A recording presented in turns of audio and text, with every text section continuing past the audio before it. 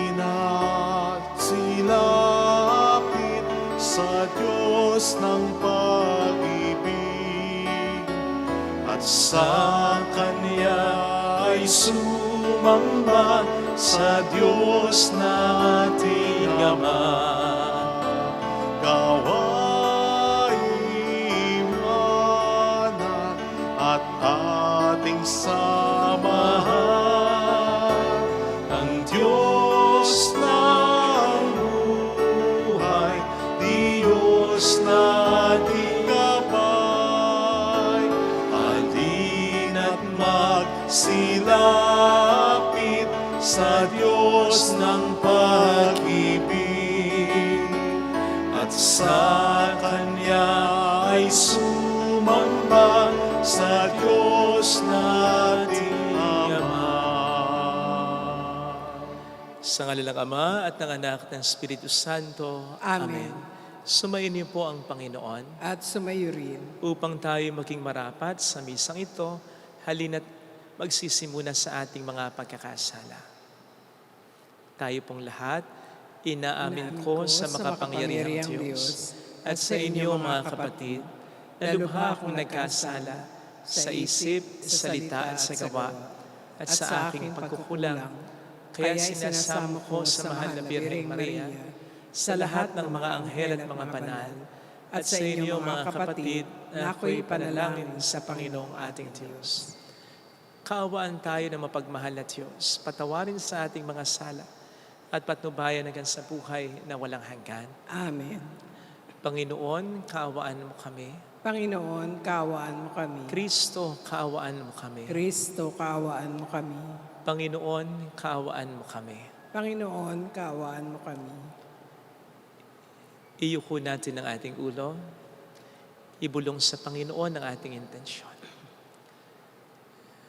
Sa mga intensyon ng mga may sakit, para sa kanilang kagalingan, para din sa mga nag-aalaga sa kanila, para din sa mga nangigimampayan para sa kanilang pamilya.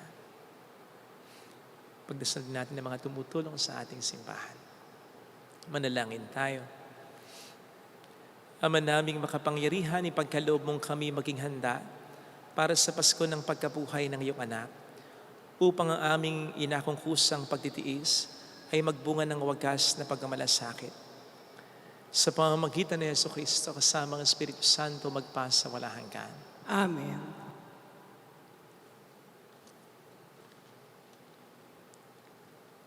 Ang salita ng Diyos mula sa aklat ni Propeta Ezekiel.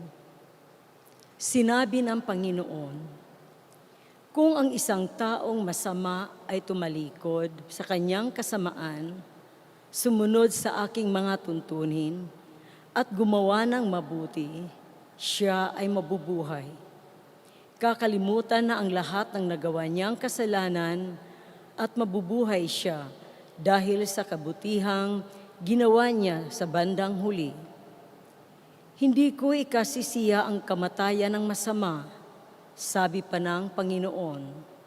Ang ibig ko nga, siya ay magsisi at magbagong buhay. Ngunit, kung ang isang taong matuwid ay magpakasama at gumawa ng kasuklam-suklam na gawain, hindi siya mabubuhay. Mamamatay siya dahil sa kanyang pagtataksil at sa kasalanang nagawa. Mawawala ng kabuluhan ang lahat ng kabutihang ginawa niyang noong una. Marahil ay sasabihin ninyong, hindi tama itong ginagawa ko. Makinig kayo, mga Israelita. Matuwid ang aking tuntunin. Ang pamantayan ninyo ang baluktot. Kapag ang isang taong matuwid ay nagpakasama, mamamatay siya dahil sa kasamaang ginawa niya. At ang masamang nagpakabuti at gumawa ng mga bagay na matuwid ay mabubuhay. Dahil sa pagtalikod sa nagawa niyang kasamaan noong una, mabubuhay siya, hindi mamamatay. Ang salita ng Diyos. Salamat sa Diyos. Hiling namin iyong limutin, tanang kasalanan namin. Hiling namin iyong limutin, tanang kasalanan namin. Sa gitna ng paghihirap, tinawag ko'y Panginoon. Panginoon, ako'y dinggin pagkat ako'y tumataghoy. Dinggin mo ang pagtawag ko at paghingi ng iyong tulong. Hiling namin iyong limutin, tanang kasalanan namin. Kung ikaw ay may talaan nitong aming kasalanan, lahat kami ay tatanggap ng hatol mong nakalaan. Ngunit, iyong pinatawad, kasalanan ay nilimot. Pinatawad mo nga kami upang sa iyo ay matakot. Hiling namin iyong limutin, tanang kasalanan namin. Sabik akong naghihintay sa tulong mo, Panginoon, pagkat ako'y may tiwala sa pangako mong pagtulong. Yaring aking pananabik, Panginoon, ay higit pa sa sirenong naghihintay ng pagsapit ng umaga. Hiling namin iyong limutin, tanang kasalanan namin.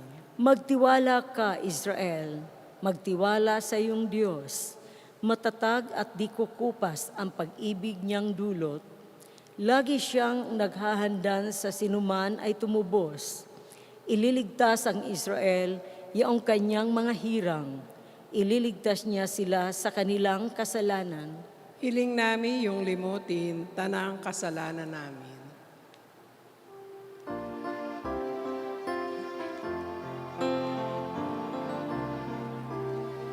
Sinabi ng poong mahal, kasamaan ay layuan, kasalan ay pagsisihan, kayo ay magbagong buhay, magbalik loob na tunay. Sumainyo ang Panginoon. At sumayo rin. Ang mabuting balita po ng Panginoon ayon kay San Mateo. Papuri sa iyo, Panginoon. Noong panahong iyon, sinabi ni Jesus sa kaniyang mga alagad, sinasabi ko sa inyo, kung ang pagsunod ninyo sa kalooban ng Diyos ay tulad lamang ng pagsunod ng mga eskriba at pariseo, hindi kayo makapapasok sa kaharian ng Diyos. Narinig niyo nung una iniutos sa mga tao, huwag kang papatay. Ang sino mang makamatay ay mananagot sa hukuman. Ngunit ngayon sinasabi ko sa inyo, ang mapuot sa kaniyang kapatid ay mananagot sa hukuman. Ang humamak sa kaniyang kapatid ay mananagot sa Sanhedrin. At sino mang magsabi sa kaniyang kapatid, ulul ka, ay mapapasaapoy ng impyerno. Kaya't kung naghahandog ka sa Diyos at maalala mo na may sama ng loob sa iyo ang kapatid mo, iwan mo muna ang iyong handog sa harap ng dambana at makipagkasundo ka sa Kanya. Saka ka magbalik at maghandog sa Diyos. Kung may maksakdal laban sa iyo sa hukuman, makipag-ayos ka sa Kanya habang may panahon bago Kanya iharap sa hukom. At kung hindi ibibigay Kanya sa hukom na magbibigay naman sa iyo sa tanod at ikaw ay mabibilanggo. Sinasabi ko sa iyo, hindi ka makalalabas doon hanggat hindi mo nababayaran ang kahuli-hulihang kusing. Mga kapatid, ang mabuting balita ng Panginoon. Pinupuri ka namin, Panginoong Jesucristo. Narinig po natin sa ating ebanghelyo ang paalala ni Kristo sa atin Lalong-lalo na sa ating mga nagdarasal, nagsisimba, nagbabasa ng Biblia, nagninilay ng salita ng Diyos, nagkakawang gawa. Tayong mga taong simbahan, anong sabi niya? Kung ang pagsunod ninyo sa kalooban ng Diyos o kung ang kabanalan ninyo ay tulad lang ng pagsunod o kabanalan ng mga Pariseyo, hindi kayo makapapasok sa kaharian ng Diyos. Come to think of it, ano ang kulang sa pagsunod ng mga Pariseyo, sa kabanalan ng mga ito? Nung panahong yon, ang tingin ng mga tao sa kanila ay banal lang talaga. Standard ng kabanalan sapagkat sila ang maalam sa banal na kasulatan, kabisado nila at pinagninilayan, ina-explain ng maganda yan. Sila itong may alam sa mga kautusan. Sila itong may oras at faithful sa kanilang mga prayer time. At sila itong nagkakawang gawa din naman. Sana kulang upang hindi natin maulit ang pagkakamali o pagkukulang na yan. Well, ang isa po na makikita nating malaking pagkukulang ng mga Pariseyo ay ang kanilang pakikipagkapwa-tao. Ugnayan bilang tao sa mga makasalanan. Ayaw nilang may kaugnayan sila kahit katiting man sa mga makasalanan. Kaya nga ang tawag nila sa kanilang sarili ay Pariseyo. Ibig sabihin, separated ones. Mga taong inihiwalay ang sarili sa karamihan dahil para sa kanila sila lang ang banal. Samantalang marumi na at makasalanan na ang iba. Yun ang kabanalan nila eh.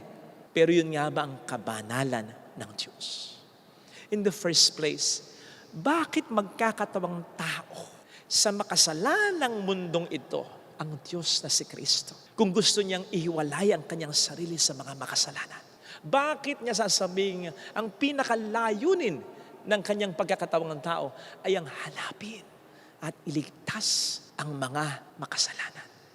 Bakit siya makikisalamuha sa mga makasalanan to the point na nabansagan pa siyang kaibigan nila dahil nga nakikita siyang lagi nilang kasama? At bakit tatawag siya ng isang kilalang makasalanan upang maging disipulo niya? Bakit siya pa mismo ang magpapaimbita kay Zaccheo na kilalang isang publikano? Bakit? Sagot, ganon ang kabanalan ng Diyos.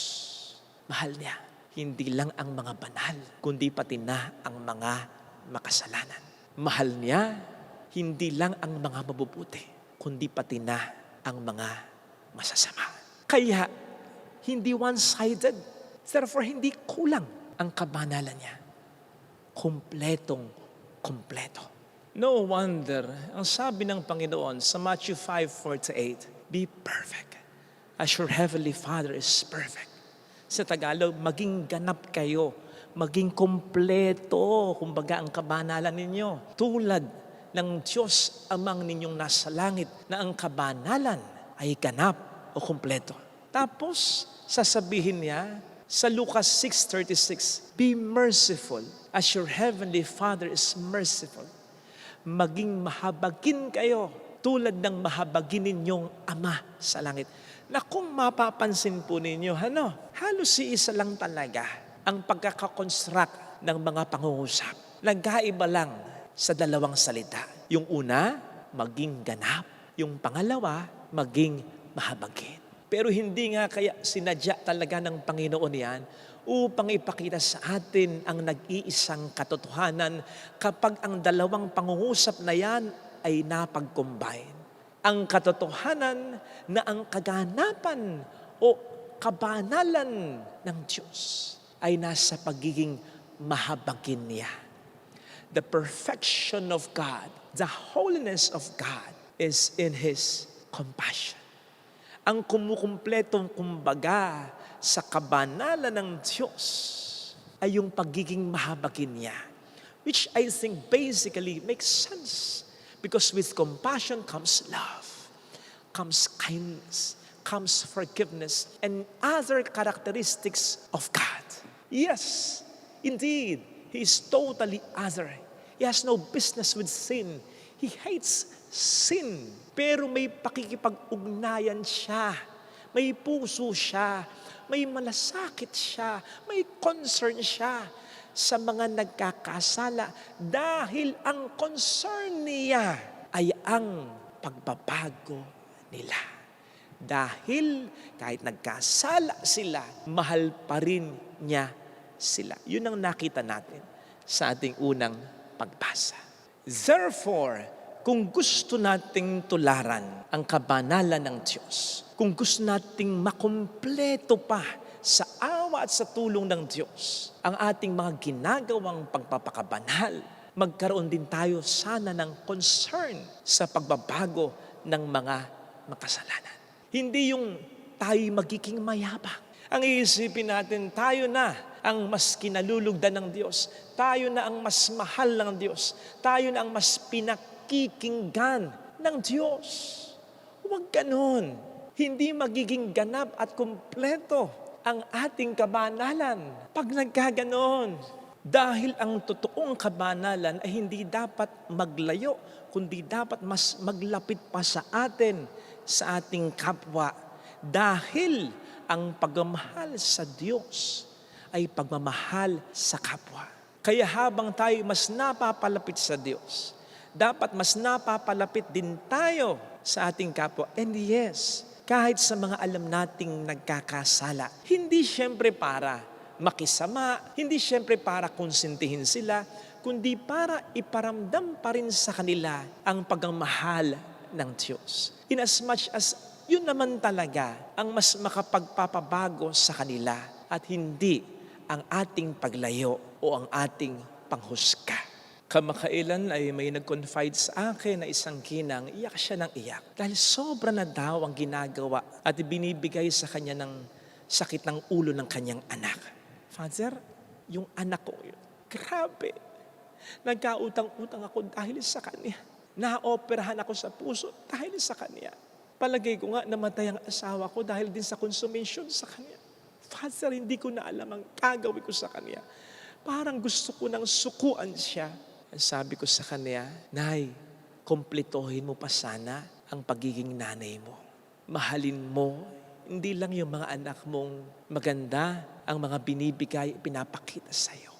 Dito china-challenge ng Panginoon ang pagiging nanay mo. Hindi para parusahan ka, kundi para ang pagiging nanay mo ay mas makumpleto. Nanay na may pagmamahal, hindi lamang sa mga anak na matino, kundi pati na o baka nga mas lalo pa sana sa anak na nagkakasala. O hindi ba't gano'n naman ang Diyos? Na parito raw siya, hindi para sa mga walang sakit, kundi para sa mga may sakit. Iiwan ng 99 para lang sa isa.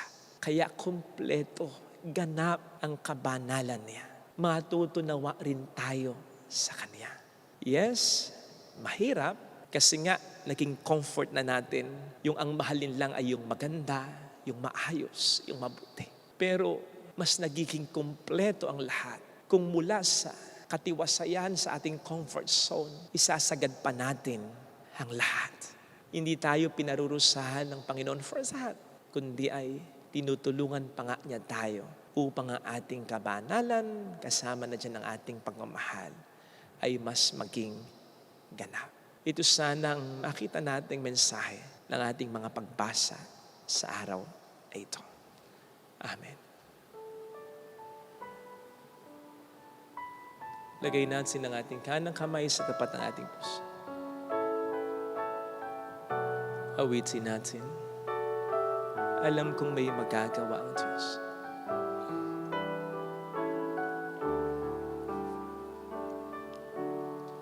Alam kong Ay magagawa makapangyarihan siya. ang Diyos. Alam kong may magagawa ang Diyos. Alam kong may magagawa Walang imposible sa Kanya. ang Diyos. Kung ako'y magtatapat, Kung ako'y magtatapat sa Kanya'y maglilingkod. sa Kanya'y maglilingkod. Alam kong may magagawa ang Diyos. Alam kong may magagawa ang Diyos. Alam kong di rin ng Diyos ang samo, Alam kong di sapagkat mahal niya. ng Diyos ang samo ko. Alam kong di rin ng Diyos ang samo, Alam kong di rin ng Diyos ang samo ko. kung ako'y magtatapat Kung ako'y magtatapat sa Kanya'y maglilingkod. sa Kanya'y maglilingkod. Alam kong diringkin ng Diyos ang sama. Diringgin ng Diyos Pikit natin ang ating mga mata. Panginoon, tulungan mo akong maging ganap ang aking pagmamahal sa iyo. Maging sa aking kapwa-tao, lalo na sa pamilya ko. Tulungan mo akong magmahal pa kahit nasasaktan ako. Ang magtiwala pa, ang magbigay pa ng pagkakataon kahit ilang beses na akong niloko. Tulungan mo pa rin akong magbigay kahit ang dami ko nang naibigay. Tulungan mo pa rin akong magtiwala. Tulungan mo akong magpatawad. Tulungan mo ako sapagkat alam ko na yun ang mas dapat kong gawin at hindi yung takasan ko na lamang ito o walang ugnayan ko sa mga taong ito. Tulungan mo ako, Panginoon, na gawin ang mas tama. mayroong Magandang pangyayari sa iyo. Dahil hindi ka naman pababayaan ng Diyos. Kung lalapit ka kay Jesus, maaaring matagal, maaaring mahirap, pero magiging maayos na ka. Mayroong magandang mangyayari sa iyo. mayroong Hindi lang naman ikaw ang naghahangad ng kanilang pagpapago. Mas lalo ang Diyos. Kung lalapit kay Jesus, kung lalapit kaya kay tutulungan ka na. Jesus. Papuri sa Ama at sa Anak sa Espiritu Santo. Kapara ng sa unang-una, ngayon, magpakailanman, magpasawalang hanggan. Amen. Mag-aalay.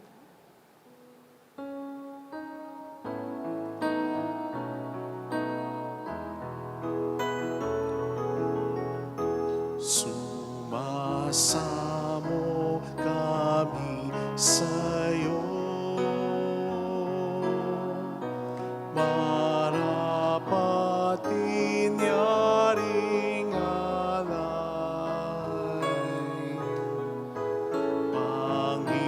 Panginoon, tanggapin mo itong alak at tinapay. Sa'yo po naming handog, buong puso't pag-iisip.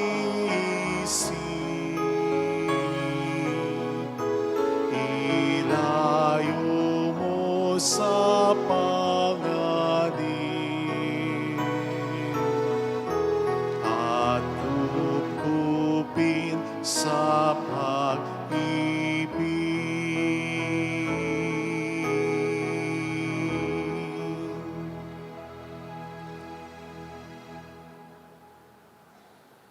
Manalangin tayo, pang ating handog ay maging kalugod-lugod sa Diyos samang makapangyarihan. Tanggapin nawa ng Panginoon itong paghahain sa iyong mga kamay, sa kapurihan niya at karangalan, sa ating kapakinabangan at sa buong sambayanan niyang banal. Ama naming lumikha, tanggapin mo ang aming mga alay na niloob mong magdulot ng iyong pakikipagtipan upang ito ay aming mapakinabangan bilang tagapagbigay ng iyong paglingap at pagkamahal. Sa pamamagitan ni Jesucristo, kasamang Espiritu Santo magpasa walang hanggan. Amen. Sumayin niyo po ang Panginoon. At sumaiyo rin. Taas sa Diyos ang inyong puso at diwa. Itinaas na namin sa Panginoon. Pasalamatan ng Panginoong ating Diyos. Marapat na siya ay pasalamatan. Ama naming makapangyarihan, tunay kang marapat na ikaw ay pasalamatan. Sa pamamagitan ni Jesucristo na aming Panginoon, binibigyan mo kami ng bagong pagkakataon upang ganapin ang paghahanda ngayon para sa pagdiriwang ng muling pagkabuhay. Kaysa ng iyong anak na minamahal aming nilalaan, panahon, talino at yaman, para ganapin ang iyong kalooban ng kapwa tayo lubos sa damayan. Sa pagdiriwang namin sa aming pagsilang bilang mga kaanib ng iyong simbahan, kami yung pinagkakamit ng katayuang ganap sa pagtatangkilik. Kaya kaisa ng mga anghel ang gisiawit, ng papuri sa iyo ng walang humpay sa kalangitan, kami nagbubunyi sa iyong kadakilaan. Santo, Santo, Santo, Panginoong Diyos ng mga hukbo, napupuno ang langit at lupa ng kadakilaan mo, o sana sa kaitaasan. Pinagpalang na paririto sa ngalan ng Panginoon. o sana sa kaitaasan. Ama naming banal, ikaw po ang bukal ng tanang kabanalan. Kaya't sa pamamagitan ng iyong Espiritu gawin mo pong banal ang mga kaloob na ito upang para sa amin maging katawan at dugo ng iyong anak na aming Panginoong Hesukristo. Bago niya pinagtiis ang kusang loob na maging handog, hinawakan niya ang tinapay, pinasalamatan kaniya, pinaghati-hati niya iyon, niabot sa kaniyang mga alagad at sinabi, "Tanggapin ninyong lahat ito at kanin. Ito ang aking katawan na ihahandog para sa inyo."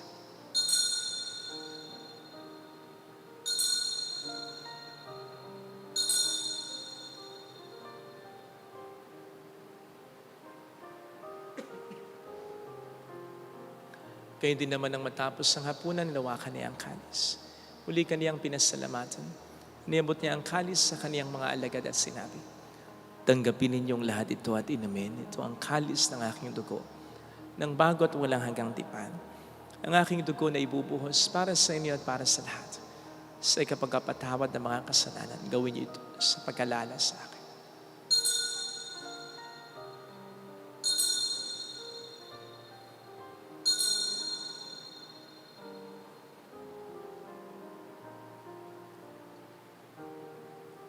Ipagbunyi natin ang misteryo ng ating pananampalataya. Si Kristo'y namatay, si Kristo'y nabuhay, si Kristo'y babalik sa wakas ng panahon. Ama, ginagawa namin ngayon ang pag-alaala sa pagkamatay at muling pagkabuhay ng iyong anak.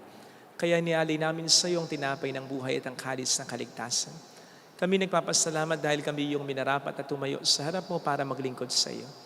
Isinasamo namin kami na magsasalo sa katawan at dugo ni Kristo ay mabuklod sa pagkakaisa sa pamamagitan ng Espiritu Santo. Ama, lingapin mo ang iyong simbahang laganap sa buong daigdig. Puspusin mo kami sa pag-ibig. Kay San Francisco na aming Papa ni Tanis na aming Obispo at ang Tanang Kaparian. Alalahanin mo po ang mga kapatid naming nahimlay nang may pag-asang sila'y muling mabubuhay, lalo ng aming mga ipagdarasal. Saglit tayong tumahimik at ipagdasal ang ating mga minamahal na yumao. Kaawaan mo sila at patuloyin sa iyong kaliwanagan. Kaawaan mo at pagingtapatin kaming lahat na makasalo sa iyong buhay na walang wakas. Kaysa ang mahal na Birhen ng Lasalet, ang ina ng Diyos, isanusay ang kabiyak ng kanyang puso lahat ng mga banal na namuhay dito sa daigdig ng kalugod-lugod sa iyo. May pagdiwang nawa namin na pagupuri sa ikararangal mo sa pamamagitan ng iyong anak at sa aming Panginoong Hesukristo. Sa pamamagitan ni Kristo kasama niya at sa Kaniya, ang lahat ng parangal, papuri ay sa Diyos samang makapangyarihan, kasamang Espiritu Santo magpas sa walang hanggan. Amen. Tumawag tayo sa ating Ama.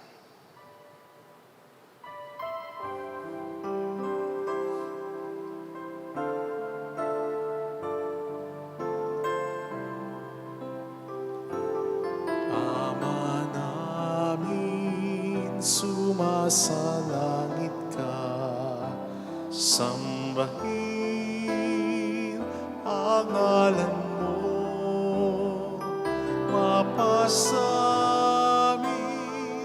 ang kaharian mo, sundin ang loob mo dito sa lupa para na sa langit. Bigyan mo kami ngayon ng aming kakanin sa araw-araw at patawarin mo kami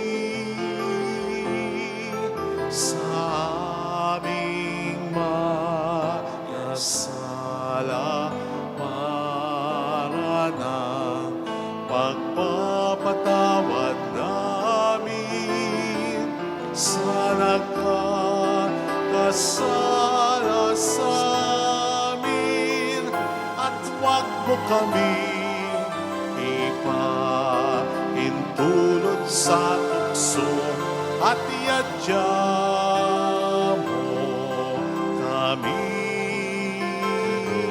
sa lahat ng mal. namin kami adya sa lahat ng masama, pagkalooban ng kapayapaan araw-araw, iligtas sa kasalanan sa kapahamakan sa mga seryosong karamdaman. Samantalang aming pinaghahandaan ang dakilang araw ng pagkapahayag ng tagapagligtas naming si Heso Kristo. Sapagkat iyo ang kaharian, ang kapangyarihan, at ang kapurihan, magpakailanman. Amen. Panginoong Heso Kristo, sinabi mo noon, sinasabi mo rin sa amin ngayon, kapayapaan ang iniiwan ko sa inyo, aking kapayapaan ang binibigay ko. Tungayin mo ang aming pananampalataya, huwag ang aming pagkakasala. Pagkalooban mo po kami ng kapayapaan at pagkakayos ayon sa iyong kalooban. Kasama ang Espiritu Santo magpasa walang hanggan. Amen. Ang kapayapaan ng Panginoon ay sumainyo daw ang lahat. At sumaiyo rin. Magbigayan tayo ng kapayapaan sa isa't isa. Peace be with you. Kapayapaan po.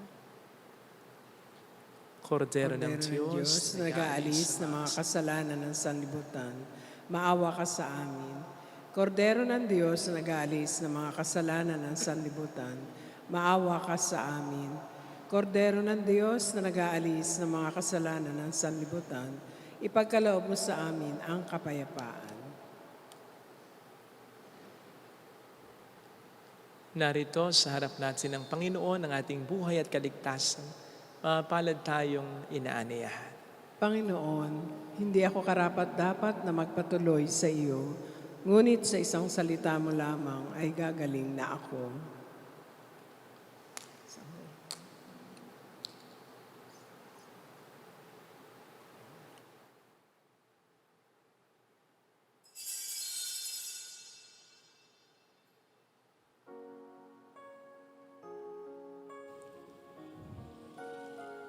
Panalangin para sa espiritual na pakikinabang.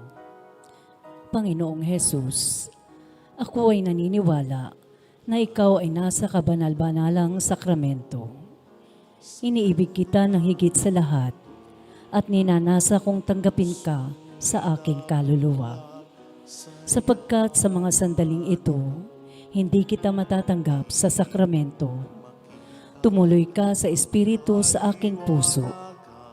Niyayakap kita na para bang naririto ka na. Inaalay ko ng buong buo ang aking sarili sa iyo. Huwag mong hayaang mawalay ako sa iyo. Amen. Ng buhay, ako'y pagod na at nagdurusa. Sino ang susundin ng aking damdamin?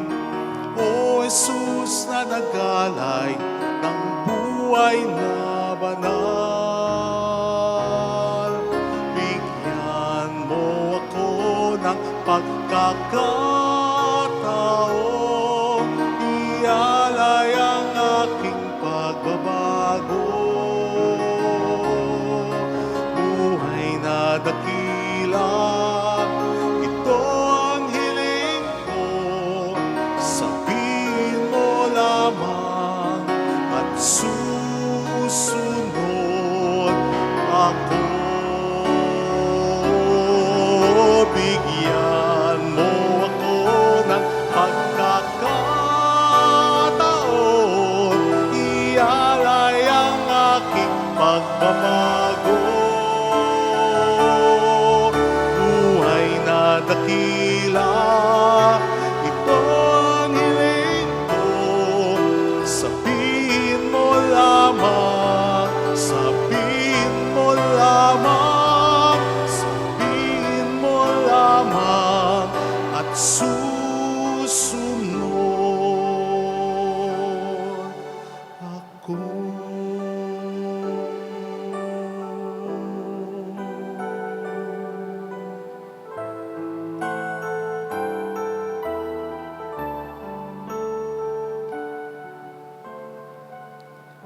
Manalangin tayo. Ama naming mapagmahal, ang banal na pakikinabang namin ngayon ay magdulot nawa ng kagalingan sa aming nauukol at pagkadalisay ng aming makasalanang kahapon. Kami naway laging makasalo mo sa habang panahon.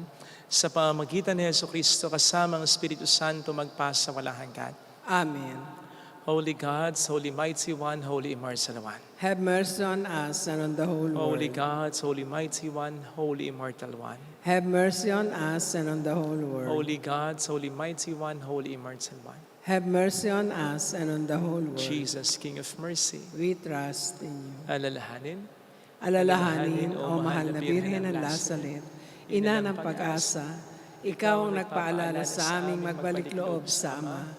Ito ang nagpapatunay na ang kagandahang loob mo'y nanatiling busila. Sa pag-aaruga mo sa amin, tungkulin mo'y tinupad. Sa paanan ni Kristo, itinuring mo kaming mga tunay mong anak. Kaya ninais mong ni isa'y huwag mapahamak, maging sa iyong walang tigil na pananalangin, pati luhay pumatak. Huwag namang mawala ng saysay ang iyong paghihirap. Hiling nawa namin sa iyo, o aming inang liyag, na matapos ang pakikibaka namin sa mundong ito at sa pananatili naming tapat kay Kristo, sa kapurihan mo'y makibahagi kaming ganap, upang kung nasaan ka ngayon, ay maparoon din kaming lahat, at ang kaganapan ng kalwalhatian ng Diyos Ama'y tuluyang matupad. Shenoa. mahal na Birhen ng Lazaret, tagapagkasundo ng mga makasalanan. Ipanalangin mong walang patid kaming mga dumudulog sa iyo. Maraming salamat po sa patuloy niyong pananalangin at pagtulong. Salamat po. Sumainyo ang Panginoon. At sumayo rin. Pagpalain kayo kasama ang ating pamilya na mapagmahal at Diyos, ng Ama at ng Anak at ng Espiritu Santo. Salamat sa Humayo tayo sa kapayapaan ni Kristo. Salamat sa Diyos.